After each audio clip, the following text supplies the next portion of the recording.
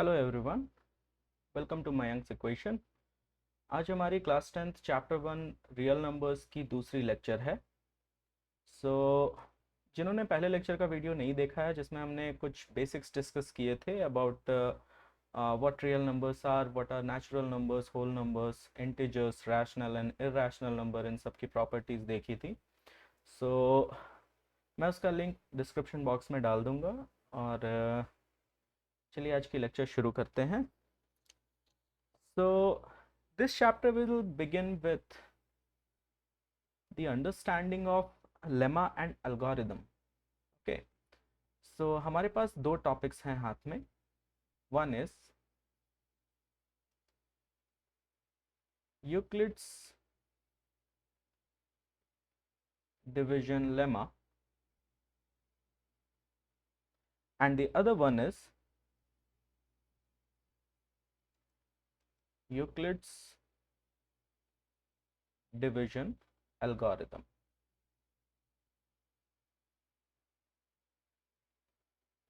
Okay, so the first thing is to get a clear understanding of what a lemma and algorithm is. All right, so in mathematics we have these various tools, you can say, जिनका कि हम इस्तेमाल करते हैं various operations carry out करने में. Operation से मेरा मतलब है मैथमेटिकल ऑपरेशंस. उन्हीं में एक आता है lemma. Okay, so what is a lemma? तो लेमा का जो स्टैंडर्ड डेफिनेशन है, जैसा कि आपकी किताब में भी दिया हुआ होगा, it says that it is a proven statement used for proving other statements. Alright, a proven statement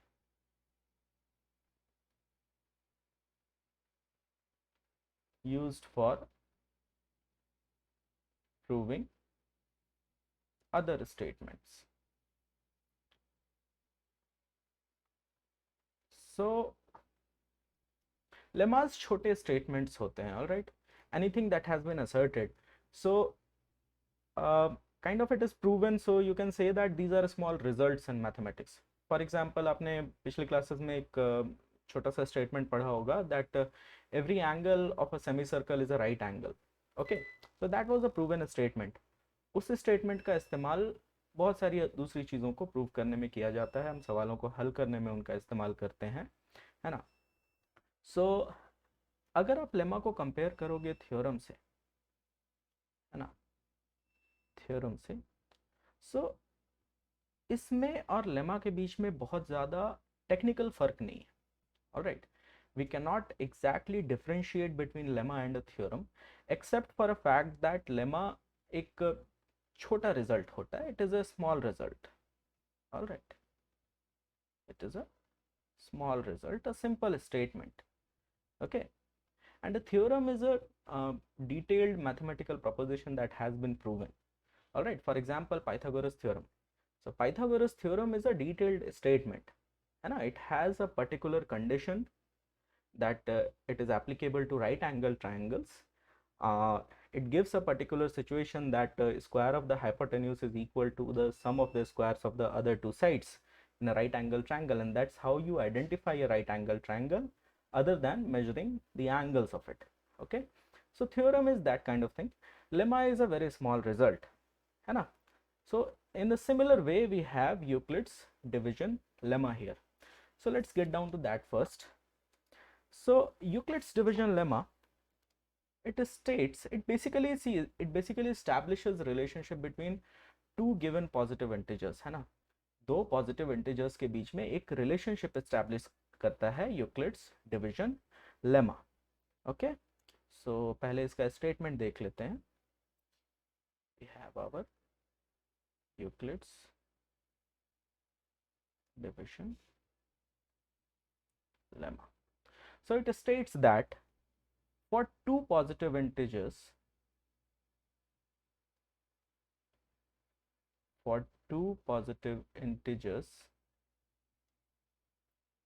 a and b.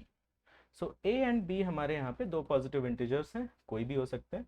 पिछली क्लास में हमने देखा था इंटीजर्स क्या होते हैं. Alright, there exists a not we would say there exist unique integers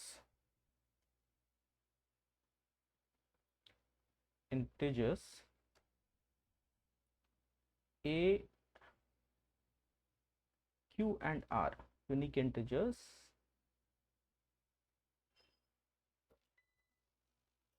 q and r which satisfy the relationship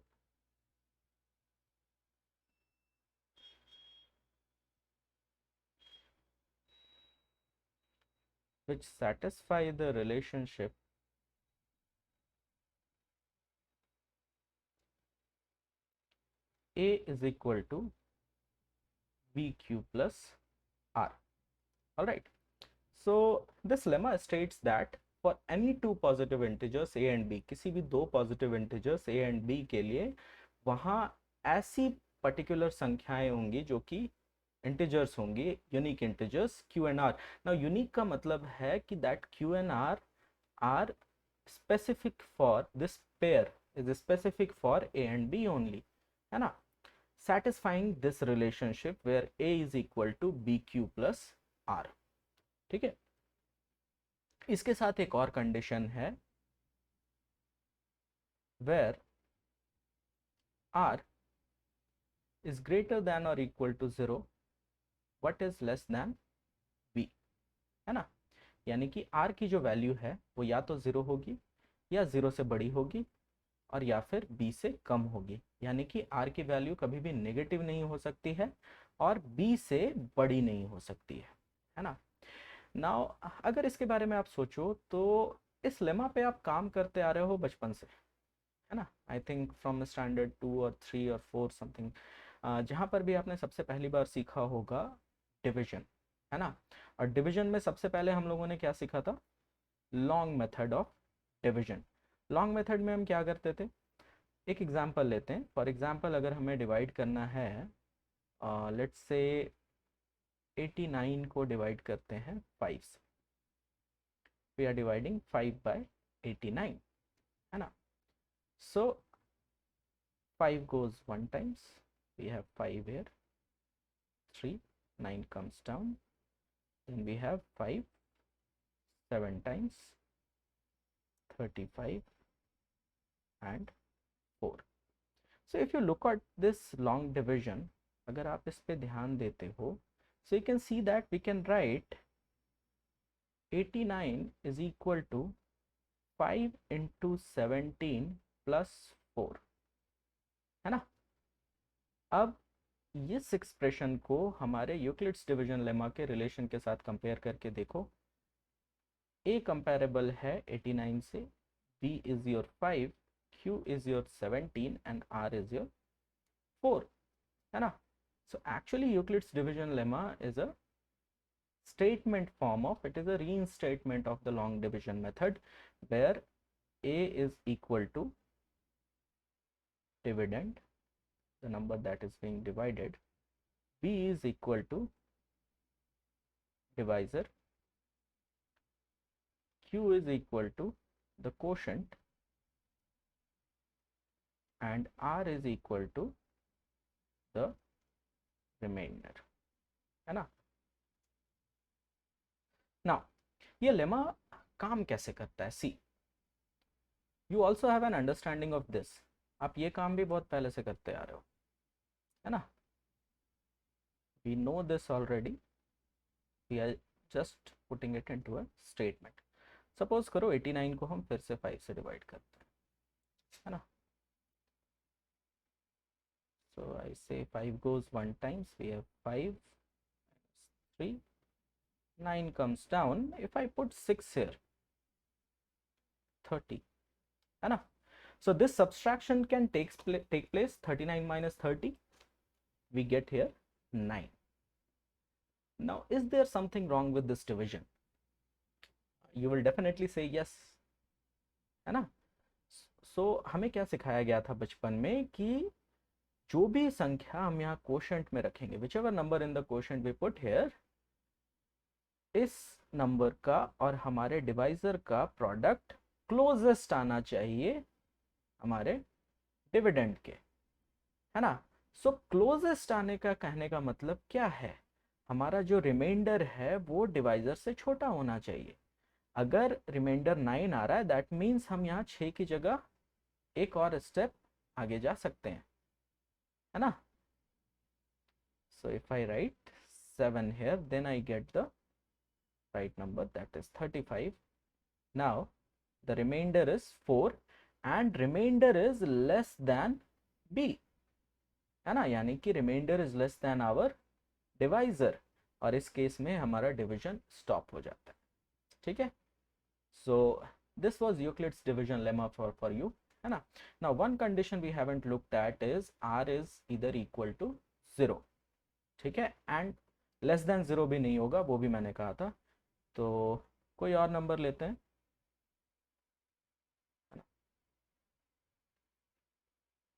let's take some other number.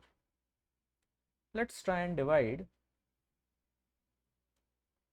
say 95 by 6, है ना। 95 को 6 से डिवाइड करने की कोशिश करते हैं। So 6 goes 1 times, 6 minus we have 30, then we have here 35, ठीक है। What if I write here 6, 36, this gives us a remainder of -1, है ना। We can very well do this, we know that a larger number can be subtracted from a smaller number, but again this is wrong, है ना। Division इस तरीके से नहीं होता, we are missing out on the decimals here, decimals are there for a place, है ना। So Euclid's division lemma basically boundary set करता है कि डिवीजन का करेक्ट प्रोसीजर क्या होना चाहिए। This overlays the foundation of our understanding of divisions, ठीक है। सो नाउ अगर 95 की जगह हमारे पास यहाँ 90 होता, if we tried to divide 6 by 90, so we saw that remainder cannot be negative, है ना। Now we are taking another example where we are dividing 90 by 6, okay। So 6 goes 1 times, 3, we have 0, 5, 30. Now see the remainder is 0 here, है ना। So whenever the remainder is 0 we can say that the other term is, our b is a factor of a, that means it completely divides a, leaving remainder 0, okay। So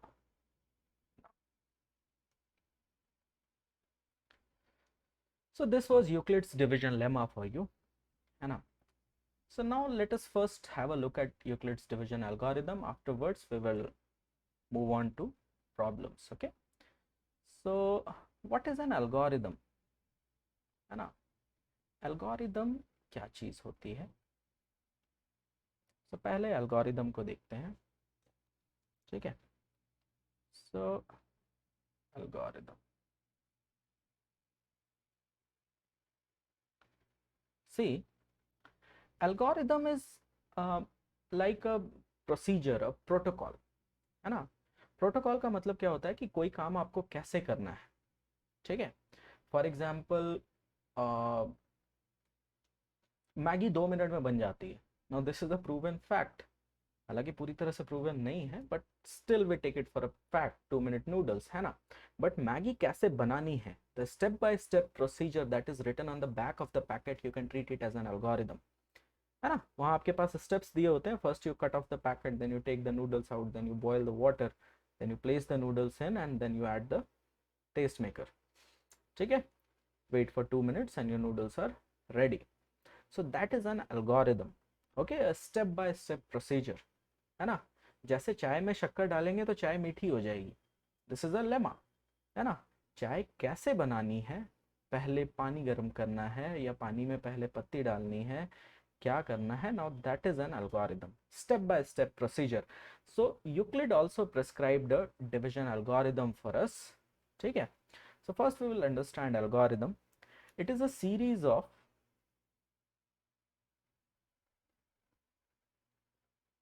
well-defined steps, okay, well-defined steps. Now we have our well-defined steps, but for what, where do the steps lead? So these well-defined steps are used for used for proving or solving a problem, है ना। सो अगर आप याद करने की कोशिश करो, कभी कोई ऐसा एल्गोरिदम पढ़ा था कि किसी प्रॉब्लम को किस तरह से सॉल्व करना है? हमने जस्ट अभी एक एग्जांपल लिया था लॉन्ग डिवीजन मेथड का। तो बचपन में जब आपको पढ़ाया गया होगा, you must have been taught in a step wise manner. Teacher ने आपको बताया होगा कि पहले ऐसा कुछ लिखते हैं, फिर यहाँ एक सर्टेन नंबर डालते हैं, से 30, और इसको जिस नंबर से डिवाइड करना है, यानी कि डिवाइज़र को हम यहाँ लिखते हैं। उसके बाद क्वोशंट बैठाना शुरू करते हैं। क्वोशंट बैठाने का एक तरीका होता है, क्वोशंट ऐसा नंबर होना चाहिए कि जो प्रोडक्ट आए क्वोशंट और डिवाइज़र का, वो हमारे डिविडेंड के सबसे करीब हो। सो आप यहाँ पुट करोगे 4 7s are 28, you remember the table now, है ना, and you get the reminder 0। ठीक है। So this was basically an algorithm, है ना। इसके बाद आपने एक एल्गोरिदम पढ़ा होगा, BODMAS, brackets of divide multiply add and subtract, है ना। It must have been a nightmare for you, सबको परेशान करता है BODMAS। ठीक है।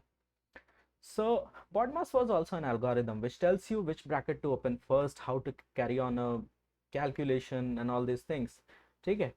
So BODMAS is there for us. Similarly, Euclid also prescribed a lemma which we are going to study now.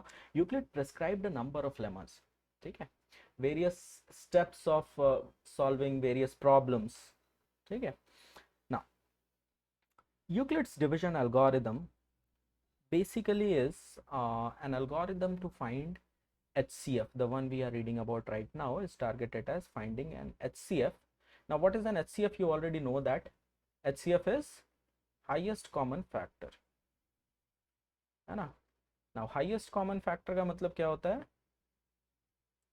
कोई भी दो नंबर्स के बीच की ऐसी संख्या जो दोनों नंबर्स को पूरी तरह से डिवाइड कर पाए। फॉर एग्जाम्पल 40 एंड 80 की अगर हम बात करें, तो 40 एंड 80 के बीच में 40 खुद एक ऐसा नंबर है जो 40 को भी डिवाइड कर सकता है और 80 को भी। सो 80 एंड 40 का जो HCF होगा दैट इज 40, है ना। फॉर एग्जाम्पल अगर हम लेते हैं 36 एंड 40, ठीक है। सो 36 एंड 40 के बीच में I guess 4 should be that number, है ना। 4 goes 9 times, it is 36, and 4 goes 10 times is 40. So 4 is the HCF of 36 and 40. So अभी तक जो हमने HCF खोजने का तरीका देखा था वो या तो फैक्टराइजेशन मेथड से था, है ना, और या तो उससे पहले हमने खोजा था कि सारे फैक्टर्स को लिस्ट डाउन करके उनमें से कॉमन फैक्टर्स निकालना। फॉर एग्जांपल 36 का अगर हम लिस्ट लें तो 36 के जो फैक्टर्स हैं that will B 1 2 3 4, then we have 6, then we have 9, 9 के बाद we have 12 and so on। 40 के फैक्टर्स अगर हम देखते हैं तो 40 के फैक्टर्स हमारे पास हैं 1 2 3 4, sorry 3 is not a factor of 40, 1 2, then we have 4, then we have 5, then 8, then we have 10, then we have 20 and then we have 40। so इनमें से जो हमारे कॉमन फैक्टर्स आ रहे हैं those are 1, another one is 2 and there is 4। ठीक है। so इससे आगे हमें और कोई कॉमन फैक्टर नहीं मिलने वाला, है ना। so इसीलिए 4 को हम डिक्लेयर करते थे that 4 is the HCF। HCF के लिए एक और नाम यूज होता है GCD,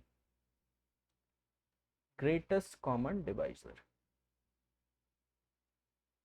ग्रेटेस्ट कॉमन डिवाइजर, है ना। both these things are the same। ठीक है। now let's move on to Euclid's division algorithm, है ना।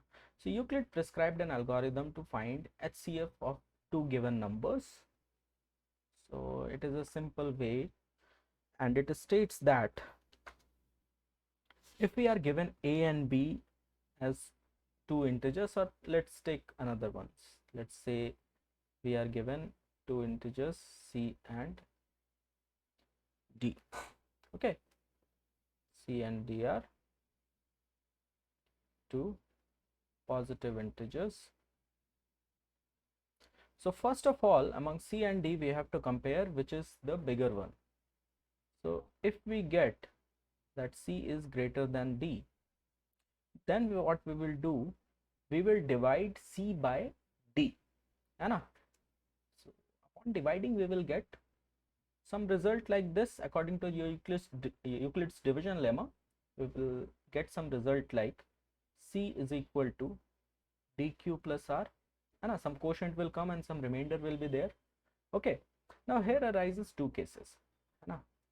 First is r is 0. If r is 0, then we know for a fact that d is a divisor of c, and we can declare that d is the HCF of c and d, है ना, जैसा कि 40 and 80 के case में था हमारा. Okay, 40 and 80, if you divide 80 by 40 you get 40 into 2 plus 0. So in this case 40 is the largest number, है ना, क्योंकि 40 को डिवाइड करने वाला 40 से बड़ा और कोई नंबर तो है नहीं. ठीक है, और ये 80 को भी डिवाइड कर रहा है. सो इन दोनों के बीच का जो कॉमन सबसे बड़ा फैक्टर होगा वो ऑब्वियसली 40 ही होगा. ठीक है, so in this case we can declare that d is the factor of c. 2. if r is greater than 0, है ना, r अगर greater than 0 है, then we move on to the next step. तो उस case में क्या होता है, अब हमारा जो d है वो जगह ले लेगा c की. That means the d will become the dividend here now. Okay, d will become the dividend here and r will become the divisor. Okay, and this process will continue up till we get a remainder 0. So जिस step में हमारे पास reminder 0 आ जाएगा उस step में हम ये process रोक देंगे, और उस स्टेप का जो डिवाइजर होगा वो हमारा HCF होगा C and D का. Now Euclid's division lemma is based on a very simple relationship. Okay, it is a proven theorem actually. So उस पे भी एक नज़र डाल लेते हैं.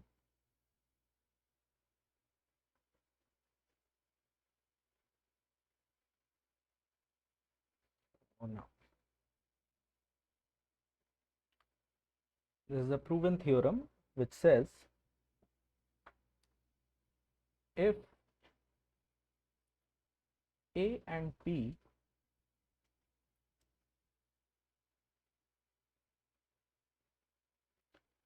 are positive integers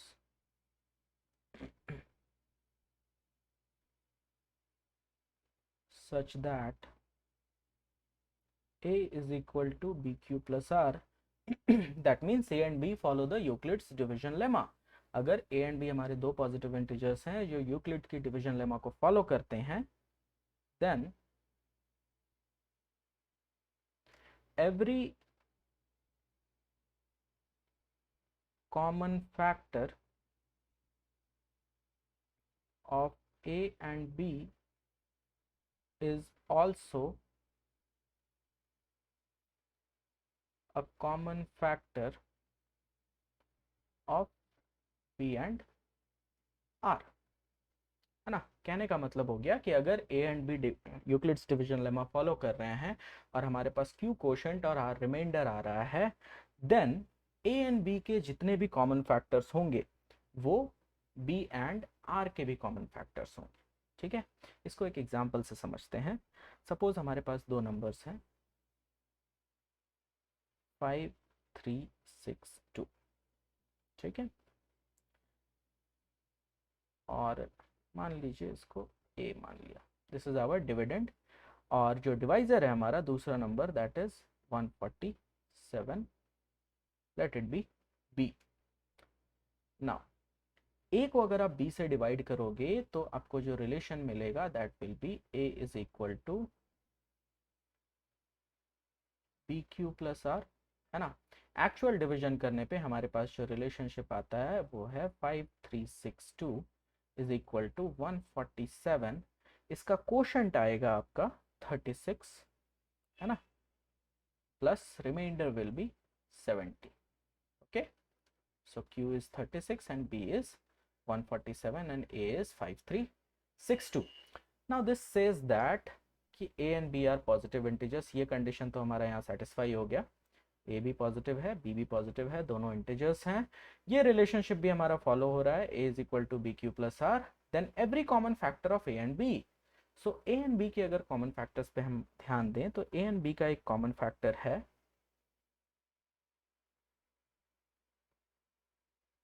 7, है ना। सो 7 is a common factor of 5362 as well as 147, है ना। now if you look at b and r that means 147 and 70 इन दोनों पे अगर आप ध्यान दो तो you will find that 7 is a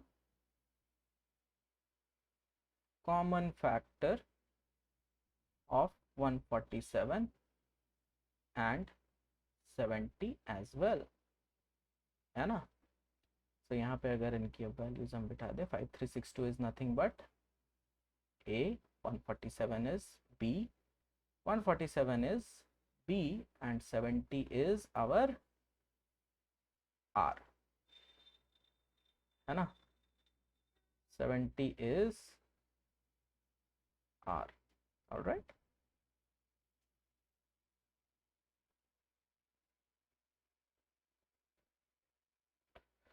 so now based on this relation Euclid devised a you can say it is an algorithm, okay, so we already understand algorithm, no need to get into details of that, है ना। so Euclid devised his algorithm और ये काम करता है कैसे इसको हम समझेंगे एक एग्जांपल की मदद से। we will take a very simple example, let's try to find out the HCF of, find the HCF of 1071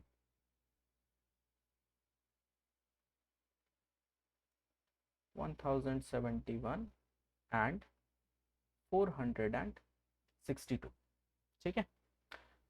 सो पहला स्टेप क्या था हमारा यूक्लिड्स डिवीजन एल्गोरिथम का, we had to compare these two numbers, इनमें से कौन बड़ा है कौन छोटा है।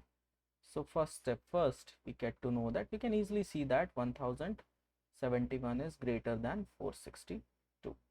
सो 1071 को हम देंगे ए की जगह और 462 को देंगे बी की जगह।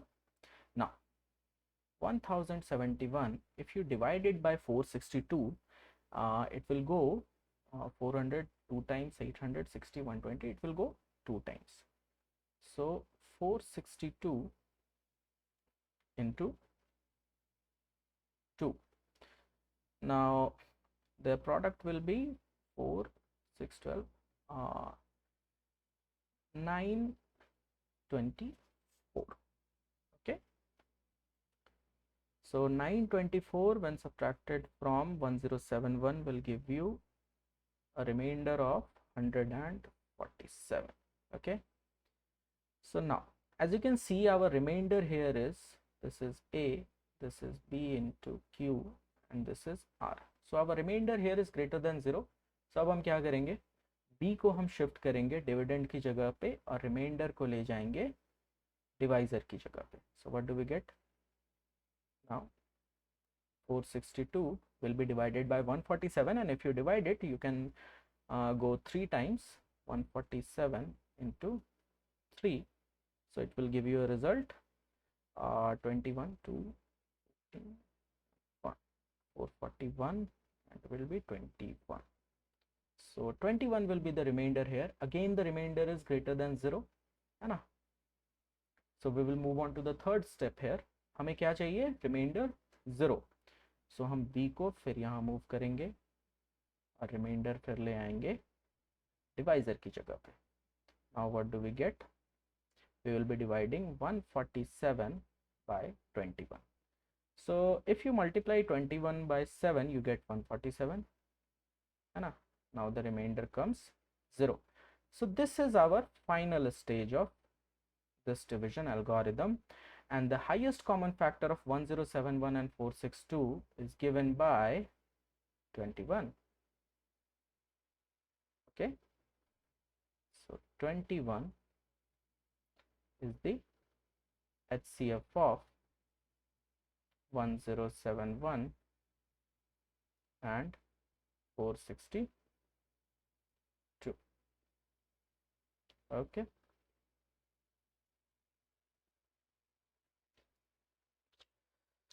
so this was the division algorithm for you, है ना? Now डिविजन एल्गोरिदम को समझने के लिए हम एक एग्जांपल और ले लेते हैं. Okay, let's take an example from your NCERT book. All right, so it has an example which says to find the HCF of 4052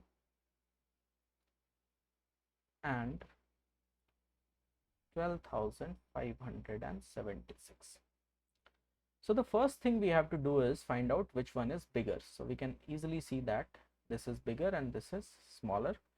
So we can take 12576 as the dividend and 4052 as the divisor. Now we start our algorithm. So the first step will be to divide 12576 by 4052. So if you divide it, you can go 3 times easily. 4000 into 3 is 12,000, and 52 into 3 is 156. So it will be 12,156. If you subtract it, you will get a difference of 420, so our remainder is 420, which is more than 0. Now we can move it to the next step, so our divisor here becomes the dividend now, and our remainder becomes the divisor. So 4052, when you divide it by 420, now you cannot go 10 times. 420 10 times is 4200, which is greater than 4052. You can go 9 times, so 9 times will give you 4780. Yeah, so if you subtract it, you will get 272 as remainder. Again the same step, 420 moves to the position of dividend and 272 as the divisor. Now we get 420 is equal to 272 into, now we can go only 1 times, 2 times will be more than 500, so 1 times. Now you subtract it, you get the remainder as 148. Again the same thing, since remainder is not 0 yet, so it will be 272 is equal to 148. We can go only 1 time, and the remainder that you get is 4, 2 and 1, 124. Again the same procedure, we are aiming at remainder is equal to 0, so 148 now becomes the dividend and 124 the divisor. This will go 1 times, of course, and the quotient will be 24. Again the same thing, 124 is equal to 24 into, we can say 5 times it will go, yeah, it will be 120. 124 minus 120 is 4. Again the same thing, we divide 24 by 4.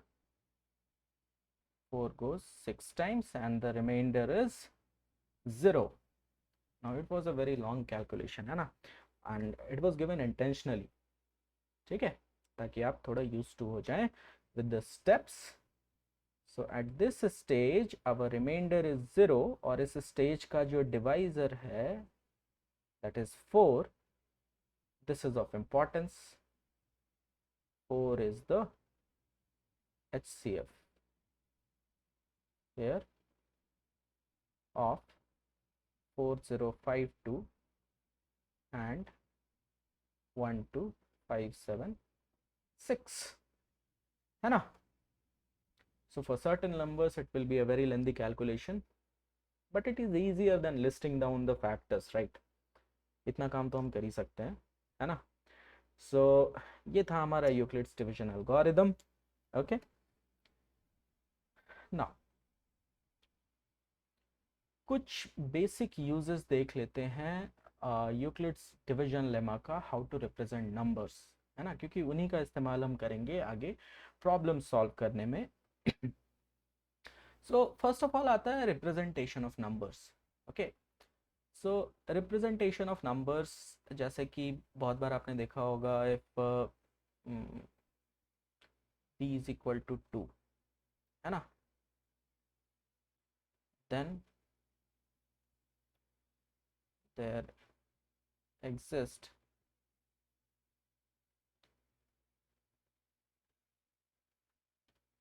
you can say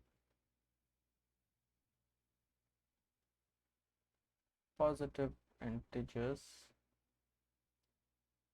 of the form 2q और 2q plus 1, है ना. इस तरह का कुछ ना कुछ आपने देखा होगा अगर किताब पलटी होगी तो. सो इसका मतलब क्या होता है ना, इसका मतलब ये होता है कि कोई भी इंटीजर, देखिए यूक्लिड्स डिवीजन लेमा जो है हमारा a is equal to B Q plus R, इसमें b बहुत ही इंपॉर्टेंट टर्म है, हमें हमेशा इसका ध्यान रखना है ना. b is the divisor here, okay, but b also represents that a is in some form related to its multiple, है ना. यानी कि दुनिया के सारे नंबर्स को हम किसी एक नंबर के मल्टीपल के फॉर्म में एक्सप्रेस कर सकते हैं. कैसे, देखिए यहां पर हमने b को लिया है 2, ठीक है. अब जितने भी नंबर्स होंगे positive numbers, okay, positive integers we have, so it starts from 1 2 3 4 5 6 7 8 9, है ना. सो कहने का मतलब हुआ, अगर हम सारे नंबर्स को डिक्लेयर कर रहे हैं कि 2q या 2q प्लस 1 के फॉर्म में है, इसका मतलब क्या है ना, यहाँ पे q जो है हमारा, q इज सम इंटीजर, कोई नंबर है, इंटीजर, इंटीग्रल नंबर. सो कहने का मतलब हो गया कि या तो जितने भी नंबर्स होंगे हमारे, या तो 2 का मल्टीपल होंगे, या फिर 2 के मल्टीपल से एक ज़्यादा होंगे, यही एक पॉसिबिलिटी हो सकती है. जैसे कि हम स्टार्ट करते हैं, मान लीजिए 1 से ही लेते हैं ना. So 1 is equal to, we can write that 2 into 0 plus 1 लिख सकते हैं, है ना. 0 q का कंडीशन सेटिस्फाई कर रहा है, ठीक है. So it is of the form 2q plus 1. Second number लेते हैं 2, 2 को हम लिख सकते हैं 2 into 1, it is of the form 2q. अगला नंबर 3 लेते हैं, it is 2 into 1 plus 1, 2q plus 1 के फॉर्म में है. अगला इंटीजर 4 लेते हैं, it is of the form 2 into 2, है ना. It is again of the form 2q. Here q is equal to 2, यहाँ पे q इज इक्वल टू 1 और यहाँ पे q इज इक्वल टू 0. अगला नंबर लेते हैं 5, 5 is 2 into 2 plus 1, it is also of the form 2q plus 1, है ना. और यहाँ पे q इज इक्वल टू 2 है हमारा. ओके, सो इस तरह से we try to represent the numbers and it is a stated fact, है ना. so r की जो वैल्यू है, r की वैल्यू हमने क्या देखी थी, r की वैल्यू या तो 0 हो सकती है या 0 से बड़ी, बट b से हमेशा कम होगी. तो इन सारे केसेस में देखिए यहाँ पे हमारा रिमाइंडर कितना आ रहा है, r इज इक्वल टू 1, है ना. इस केस में r हमारा कितना है, r इज इक्वल टू 0, यहाँ पे r is equal to 1, again r is equal to 0, r is equal to 1, है ना।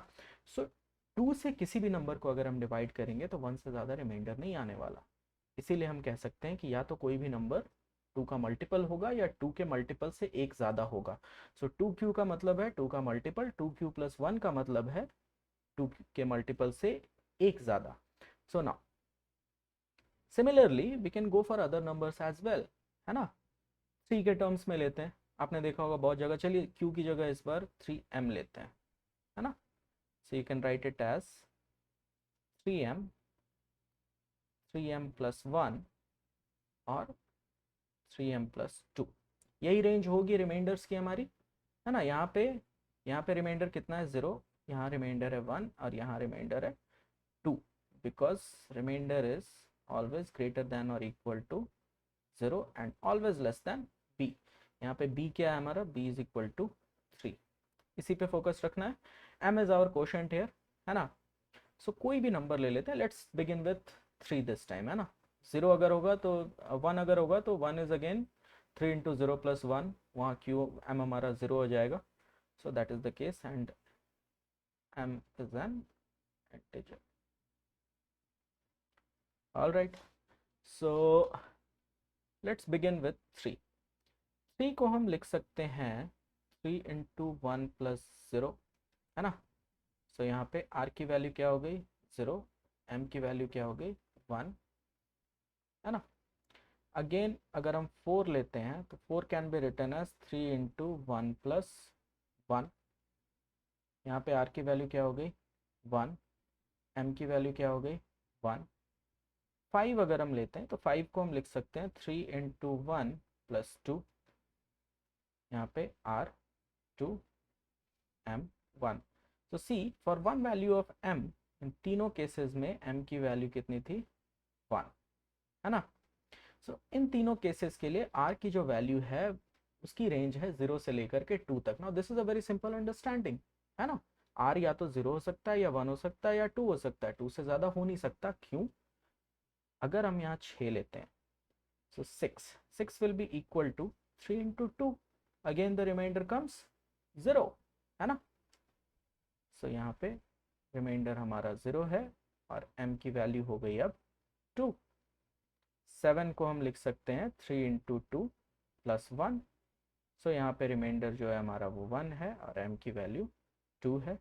इसके बाद 8, it can be written as 3 into 2 plus 2, यहाँ पे r की वैल्यू 2 है, m की वैल्यू 2 है। सो m इज इक्वल टू 2 के लिए हमारे पास रिमाइंडर्स की वैल्यू कितनी आई 0, 1 एंड 2, है ना। Now if we move to 9, now 9 is simply 3 into 3. Now this cycle will continue, है ना, ये यहाँ से आगे चलता जाएगा। Okay, so this is how we represent numbers, है ना। सो हमने आज के लेक्चर में यूक्लिड्स डिवीजन लेमा देखा, लेमा और एल्गोरिदम के बीच का फ़र्क समझा और यूक्लिड्स डिवीजन लेमा का कुछ बेसिक एप्लीकेशन देखा, ठीक है। सो अगली लेक्चर होगी जिसमें हम एनसीईआरटी एक्सरसाइज 1.1 को सॉल्व करेंगे, समझने की कोशिश करेंगे बेसिकली, है ना। सॉल्यूशंस जानना इज वन थिंग, है ना, it is one thing to know what is the solution to this problem and it is another thing to know how to do it. Okay, उसको करना कैसे है ये जानकारी होना बहुत ज़रूरी होती है। सो हम डिस्कशन में उतरेंगे, मेरी वीडियोस थोड़ी सी लंबी होती हैं, प्लीज़ मेरा ये फर्स्ट टाइम है कैमरा के सामने, सो प्लीज़ फॉरगिव मी, है ना। और आपके कुछ जो भी सजेशंस हैं या कुछ क्वेरीज हैं मुझसे तो आप कमेंट बॉक्स में डाल करके बेझिझक पूछ सकते हो, I will be available now. So next lecture मैं जल्द से जल्द डालने की कोशिश करूँगा, है ना। I wish you all the best, thank you for watching this lecture.